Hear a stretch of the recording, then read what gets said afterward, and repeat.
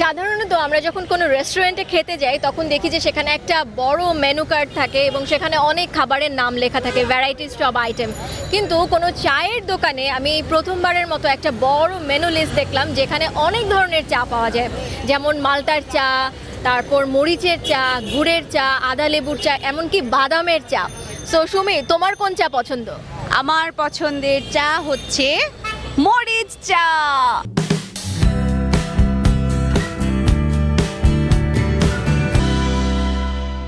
আমাদের মাঝে পেয়ে গিয়েছি আমাদের কাঙ্ক্ষিত স্বপন মামাকে। স্বপন মামার কাছ থেকে জেনে নিব তার যে দারুণ আইডিয়াটা সেটা কিভাবে আসলো এবং কিভাবে কি করলো। আমরা যেটা জানতে চাচ্ছিলাম, নানা ধরনের চা, এটা কিভাবে আপনি চিন্তাটা করলেন? অনেক কাস্টমার দূরে থেকে আসে, বিভিন্ন জায়গায় চা খায়, মানে এখানে আসা বলে যে স্বপন মামা আপনি এরকম চাটা তৈরি করেন, ভালো হবে, চলবে। এই জন্য আমি ওদের থেকে শুনে মানে এটা আরম্ভ করি আর এই যে বিভিন্ন ধরনের চা, এটা কবে থেকে বানাতে শুরু করলেন? এই বছর দুয়েক ধরে।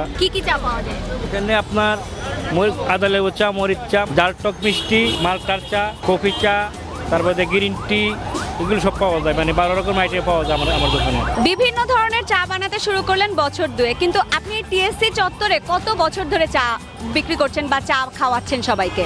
আমি 1984 সন থেকে এখানে আসছি আর 1984 সন থেকে আমি ওই সময় শুধু দুধ চাই বানাইতাম। আপনি নাকি মালটা চায়ের আইডিয়াটা দিয়েছেন, তো এই মালটা চাটা আপনি প্রথম কোথায় খেয়েছেন? আসলে আমি আসলে বাসা হচ্ছে উত্তরাতে, তো উত্তরাতে নিয়মিত আমি মালটা চাটা মানে খাওয়া হতো। তারপরে আমার 1 কেজি মালটা কিনে নিয়ে আসলাম, মামাকে বললাম যে মামা এটা করেন, একটা ব্যানারটা নাই দিয়েছিলাম। মামার দোকানে একটা ছেলে কাজ করতো, সাইদুল নাম, যে সাইদুলের মালটা চা স্বপন মামার দোকানে নতুন আকর্ষণ। তো মামা তখন 3টা চা একসঙ্গে চালাইতে রাজি হন নাই। পরবর্তীতে দেখা গেছে যে প্রায় 6 মাস পরে অন্যান্য দোকানগুলোতে যখন মালটা চা আসছে, তারপরে আবার মামা প্রায় 1 বছর পরে মালটা চা নিয়ে আসে। ভাই, আপনার কাছে একটু জানতে চাই যে এখানে আসলে কোন চাটা আপনার বেশি খাওয়া হয়? আমি স্বপন মামার থেকে সবসময় দুধ চাটাই বেশি খাই আমি সাধারণত, আর টিএসসিতে আসলে আমি সাধারণত স্বপন মামার চা খেতেই আসি। এই তো, এখানে যারাই আসেন তারাই আসলে চায়ের প্রেমে পড়ে যান। আমরাও চা প্রেমিক, আর এই প্রেম চলতে থাকবে আমার মনে হয় যুগ যুগ ধরে। সো এই ছিল আমাদের আজকের এপিসোড। দারুণ একটা আউটিং হলো আমাদের, এবং স্বপন মামার চায়ের দোকানে এসে আমি বিভিন্ন ফ্লেভারের চা খেয়ে তো খুব খুশি। তোমরা যদি কখনো আসো, যদি সৌভাগ্য হয় এখানে এসে চা খাওয়ার, সো তোমরা জানিয়ে দিতে পারো যে কোন ফ্লেভারটা তোমার কাছে বেশি ভালো লাগলো, আর জানাতে পারো আজকের এপিসোডটা কেমন লাগলো। ভালো লাগলে লাইক দাও অ্যান্ড শেয়ার করো।